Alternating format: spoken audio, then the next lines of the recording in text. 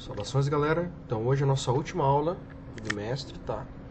Eu vou concluir aqui com dois temas muito importantes sobre os fenômenos econômicos do início do século XX, tá? Então, só para recapitular o que nós vimos na aula passada, falei para vocês sobre a definição de economia, né? Muito importante, tá? Já recapitulei isso também na aula passada, né? A relação entre economia e política, que é uma relação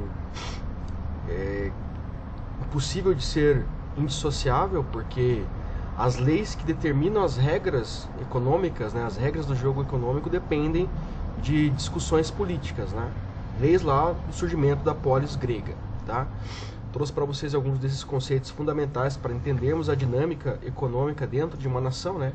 A compreensão de déficit, superávit, como a compreensão do Estado moderno também vai determinar um novo tipo de economia que vai ser vinculada ao conceito de globalização, tá? Expliquei também quais eram as características do Produto Interno Bruto, né, do PIB, né? Tá? Figurei aqui para vocês trazendo informações sobre o PIB do nosso país, né, do Brasil, né? Expliquei para vocês quais eram as características de uma commodity, como ela impactava na relação do produto final, né, do PIB.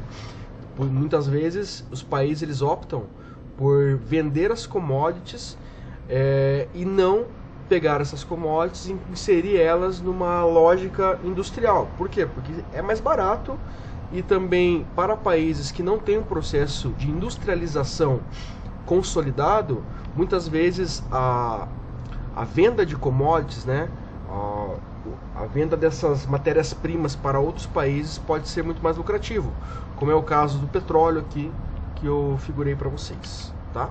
Falei também sobre a crise de 29 e a relação que ela tem com a Revolução Industrial, né? Ou seja, não existiria a crise de 1929 sem esse processo anterior que foi a Revolução Industrial, porque a crise de 29, ela é uma extensão da especulação financeira de pessoas que investiam na indústria, né? Então, uma vez que a indústria ela não consegue o lucro esperado, em consequência disso, aquelas pessoas que investiram nessas indústrias, elas são prejudicadas. E dessa forma você tem a falência dessas indústrias. Dentro de um contexto onde boa parte, né, digamos assim, 80% da produção econômica era baseada na indústria, bem como na força de trabalho que envolvia o processo industrial, obviamente que você tem aqui como consequência direta o desemprego, a fome e etc, né? E qual que foi a saída para a crise de 29, né? O New Deal, ou Novo Acordo, que é uma proposta do economista John Maynard Keynes, né?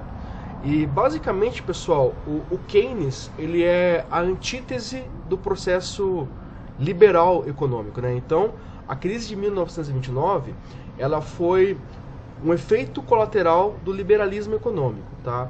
Então, o Keynes ele vai trazer uma perspectiva que busque oferecer ali medidas, mecanismos para corrigir as falhas do liberalismo. Quais são essas falhas? A questão de que todos podem investir, a questão de que todos podem especular, tá? E não é bem assim. Se você não tem uma previsibilidade de todo o processo, desde a feitura das mercadorias até o consumo dessas mercadorias, você não consegue manter o liberalismo. Então aqui, o que o Keynes vai sugerir? Vai sugerir uma intervenção do Estado, né? O Estado que vai subsidiar essa indústria em decadência, essa indústria que estava retroagindo, para que ela não seja perdida, tá? Então quem vai implementar isso aqui é o Franklin Delano Roosevelt, né? Que foi o presidente dos Estados Unidos ali de 33 a 45. Inclusive, o Roosevelt ele não sobrevive ao final da guerra, né? E ele é muito importante também porque o Roosevelt ele vai trazer uma equipe de pessoas ali para o contexto dele que serão muito importantes. Não só o Keynes, como também o General Patton, que foi responsável por organizar o dia D, né? Então aqui o Roosevelt ele é um presidente que ele é muito aclamado dentro da história dos Estados Unidos, em partes por conta dessa parceria que ele teve com Keynes, que era um economista britânico, tá? Para resolver as consequências, né, para tentar ali minimizar as consequências da crise de 1929. Então o que é esse New Deal? Basicamente, pessoal, quando vocês se depararem com isso, uma questão de vestibular ou até mesmo uma questão de Enem, lembrem que o New Deal basicamente é a intervenção do Estado na economia, né? E não tem nada a ver aqui, tá, com o comunismo. Aquela questão de uma economia planificada. Não é isso. É basicamente uma intervenção pontual do Estado em relação à economia. Como é que isso pode acontecer? Aqui, ó, nessas práticas que estão elencadas, né? Então, primeira coisa que nós temos que saber é que o New Deal abrangia a agricultura, a indústria e a área social. Por quê? Porque tem uma intenção aqui que viria a ser chamado de Farewell State, né? Estado de bem-estar social, que é basicamente a compreensão de que se eu tenho o mínimo para uma sociedade, o resto é consequência. Então, como é que eu vou exigir que uma pessoa produza dentro de uma lógica industrial se ela não tem o mínimo, se ela não tem alimento, se ela não tem educação, etc. Então, o New Deal também teria como consequência esse estado de bem-estar social, que é muito importante para o Ocidente. Inclusive, nós temos práticas, que depois eu vou pontuar para vocês, que são influenciadas pelo Farewell State, né, que nós achamos que são arquitetadas por ideologias específicas, dentro de contextos específicos, mas que na verdade são muito influenciadas por essa percepção do Keynes, tá? Então, qual era a intenção do New Deal, né? A primeira coisa aqui é a concessão de empréstimos aos fazendeiros arruinados para que pagassem as suas dívidas e reordenassem a produção, né? O controle de produção visando a manutenção dos preços dos produtos. Aqui, pessoal, também vai entrar um outro modelo econômico, que é o Taylorismo. Lembra que eu falei para vocês que existiu o Fordismo, né? E desculpa, o Taylorismo não, né? O modelo Toyota, né? O modelo Fordista e Taylorista é aquele que impulsionou, né? Foram aqueles modelos que impulsionaram a indústria no início do século XX, tá? Porém, eles falharam por conta da hiperprodução. Então, o modelo Toyota seria uma forma de corrigir essa superprodução promovida pelo Fordismo e pelo Taylorismo, né? Por quê? Porque o modelo Toyota, ele defendia a ideia de que você tem que dividir a produção em blocos, né? Como é que você faz isso? Você cria um estoque. Basicamente, você não vai criar o produto final e sempre ter o produto final nas prateleiras. Por quê? Porque ele pode se deteriorar estando na prateleira, e se ele não sair da prateleira, você não tem o retorno do lucro. Então é muito mais inteligente você criar um conjunto de estoques, de mercadorias pré-moldadas, né, que poderiam ser usadas em outros contextos para você não perder esse material. Então o modelo Toyota, ele é um controle da produção criando um estoque. Então, conforme a demanda fosse surgindo, eu tirava essa matéria-prima do estoque e daí sim continuava o processo. Então, um processo em blocos. Você tem uma primeira parte, que é a feitura ali daquilo que é a base da mercadoria, que fica guardado, e depois os outros processos seriam de fato a consolidação dessa mercadoria e daí respondendo a uma demanda, né? Então a oferta e a procura, né? Você só vai melhorar esse conceito aqui com o modelo Toyota, tá? Então aqui essa ideia de você controlar a produção visando a manutenção dos preços dos produtos responde à demanda. Então eu não vou produzir um monte e deixar essa produção lá sucateada, né? Eu vou esperar a demanda surgir. Isso depende, inclusive, da dinâmica econômica externa, se as pessoas elas têm dinheiro para comprar ou não, né? E aqui, isso busca também o controle de um outro fenômeno que nós não vamos trabalhar agora nesse bimestre, que é a ideia da inflação, né? A inflação é um resultado dessa anomalia que é a produção que não é escoada, né? Então, se você tem esse problema, a inflação é um efeito colateral disso também, tá?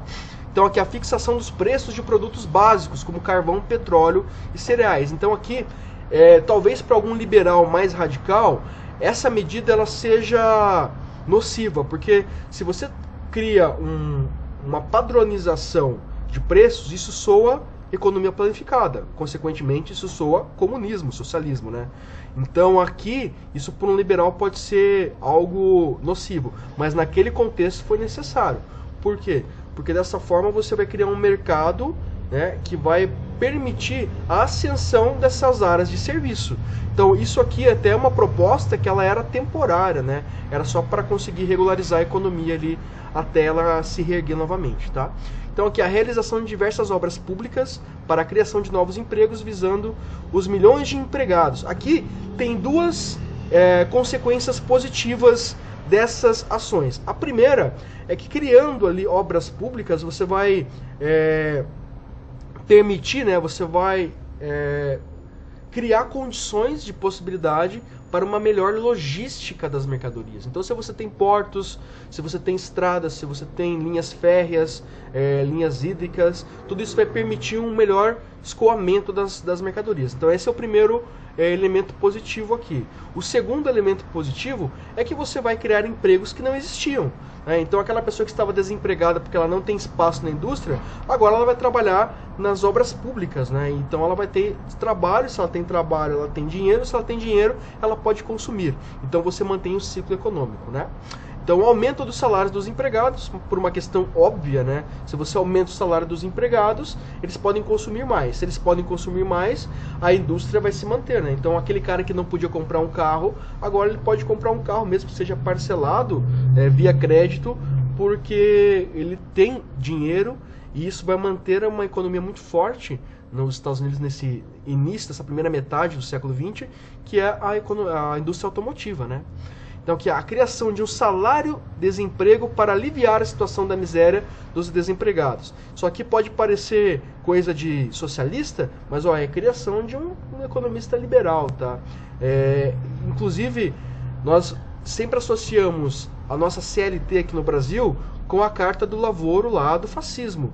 Mas vejam, a ideia do salário-desemprego, né, do seguro-desemprego, não é uma ideia lá da Carta de Lavoro, mas sim algo que era promovida por toda a Europa, né, como uma garantia de que o consumo seria mantido. E aqui, pessoal, uma coisa que eu acho que vocês devem ter percebido já, que na pós-crise de 29, a ideia do consumo ela é muito forte, ela permanece até hoje. Tanto é que quando nós tivemos o atentado de 11 de setembro, lá nos Estados Unidos, uma das coisas que o Bush na época falou, né, não foi assim, ó, vamos agora cuidar dos nossos feridos, vamos respirar um pouco. Não, ele não falou isso, ele falou consumam, né, povo americano consuma. Porque agora nós, mais do que nunca, precisamos manter a nossa economia ativa. Porque a economia dos Estados Unidos e as economias liberais globais, elas se baseiam no consumo. Então não adianta nada ter uma produção econômica, industrial, se isso não é escoado. Então o consumo aqui ele entra como parte fundamental da equação econômica, né? Outra coisa que também é a jornada de trabalho de 8 horas, né? Definir isso como algo fundamental, não porque existia uma intenção de que as pessoas vão trabalhar demais. Não, porque se você cria uma jornada de 8 horas, você abre espaço para mais trabalhadores serem empregados. Se você tem mais trabalhadores sendo empregados, você tem mais pessoas consumindo. Então vejam que aqui a lógica sempre é em torno do consumo também. A erradicação do trabalho infantil, que é algo fundamental aqui, neste caso, pensando também na ideia de bem-estar social, porque uma criança ela deve estudar e não trabalhar, e se ela estuda, ela vai ser uma mão de obra qualificada no futuro, tá?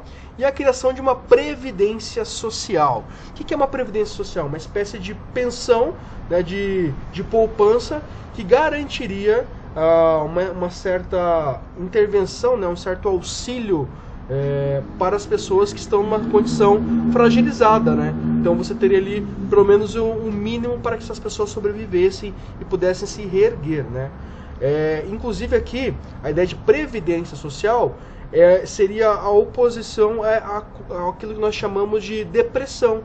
Porque a crise de 29 ela também é chamada de Grande Depressão, né? Porque ela não impactou apenas a economia, impactou o psicológico das pessoas.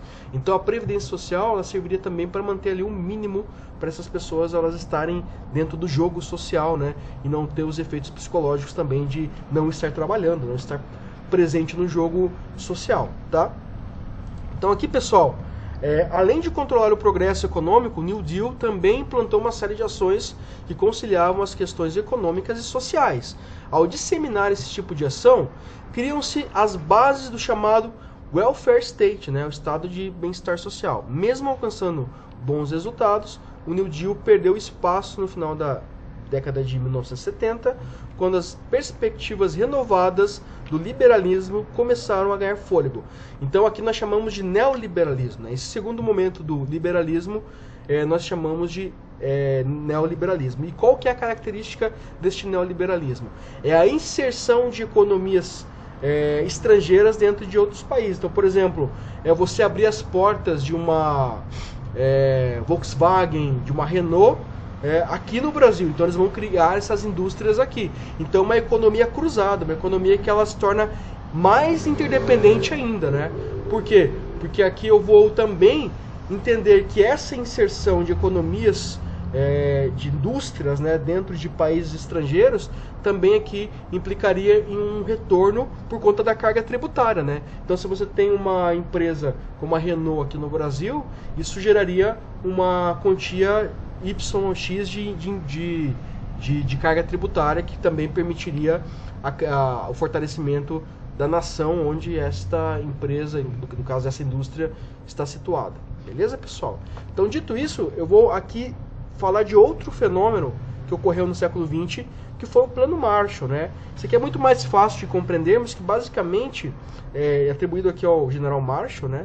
Que é uma ideia que ocorreu no final da Segunda Guerra Mundial, quando os países da Europa eles estavam em uma condição degradada, digamos assim, e os Estados Unidos estavam com uma economia estável. Então, de 1947 a 1951, os Estados Unidos basicamente emprestou dinheiro para a reconstrução da Europa, com uma condição muito importante aqui, desses países se aliarem ao bloco liberal econômico capitalista, né? Então aqui nós não estamos pensando no bloco soviético, né? Estamos pensando no bloco liberal capitalista. Então o Plano Marshall ele tinha essa condição, ó, vou emprestar dinheiro para vocês, mas vocês vão estreitar laços econômicos com os Estados Unidos. Então aqui os Estados Unidos consolida a força do dólar, mundialmente falando, né, e se torna uma economia mundial em ascensão, e hoje a economia mais forte do mundo, né? Temos também aqui agora a China, em paralelo com os Estados Unidos, mas os Estados Unidos ainda é uma potência econômica, né? Simplesmente porque eles têm dinheiro em caixa para passar por uma crise como essa da pandemia. Só por isso já sabemos que os Estados Unidos é sim uma potência econômica, né? Então o Plano Marshall representou a recuperação europeia, foi um programa de ajuda econômica dos Estados Unidos aos países da Europa Ocidental após a Segunda Grande Guerra, né? O objetivo do plano era reconstruir economicamente os países europeus ocidentais que foram destruídos ou que sofreram perdas com a ocorrência da guerra. Daí aqui, pessoal, o Plano Marshall recebeu esse nome em homenagem a seu idealizador, George Castle Marshall, né, um general do exército estadunidense, e totalizou um aporte de 18 bilhões de dólares aos europeus, utilizados para a reconstrução de edificações e indústrias, importação de alimentos e mercadorias industrializadas, bem como no financiamento da agricultura. Só um detalhe aqui, 18 bilhões de dólares na década de 40 era muito dinheiro. Ainda é muito dinheiro, mas na época era muito dinheiro, né? Por conta da alíquota da época e etc, né? Então era muita grana, que isso também gerou um retorno econômico para os Estados Unidos posteriormente, né? No decorrer da Guerra Fria. E também o Plano Marshall, mesmo que não tenha uma relação direta com o fim da Guerra Fria, ele de certa forma antecipou o fim da Guerra Fria, porque esses países europeus eles estavam com o rabo preso, né? Então, dentro desse cômpito, né, que foi ali o embate entre a União Soviética e os Estados Unidos, nós entendemos por quê, né? Por conta também do Plano Marshall, dessa influência que os Estados Unidos tinham em relação à Europa. Não sei se vocês já fizeram essa pergunta alguma vez, estudando a Guerra Fria lá no nono ano, mas por que os países da Europa apoiaram massivamente os Estados Unidos, né? Sendo que eles faziam parte da Europa? Por que eles não apoiaram a União Soviética? Simplesmente porque eles estavam com o rabo preso, porque haviam emprestado 18 bilhões de dólares dos Estados Unidos para a reconstrução da sua economia. Beleza, pessoal? Então é isso. Terminamos então o segundo bimestre, né? E qualquer dúvida em relação a esses conteúdos, vocês podem mandar mensagem lá que eu respondo para vocês. Beleza, galera? Então é isso. Até mais. E boa avaliação lá na próxima semana. Um abraço.